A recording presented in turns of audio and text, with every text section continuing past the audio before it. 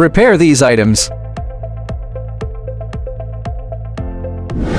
First, connect the breaker, then connect the inverter. During the wiring process, keep the breaker off.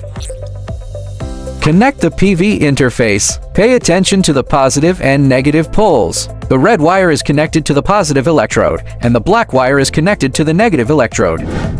First, connect the breaker, then connect the inverter. During the wiring process, keep the breaker off.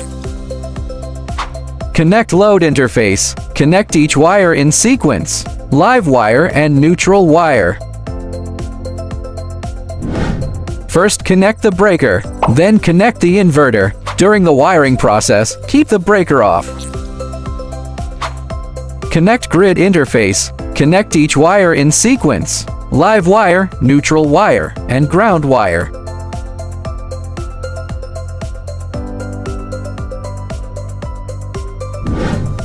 First, connect the breaker, then connect the inverter. During the wiring process, keep the breaker off. Connect battery interface. Pay attention to the positive and negative poles. The red wire is connected to the positive electrode, and the black wire is connected to the negative electrode. Wiring completed.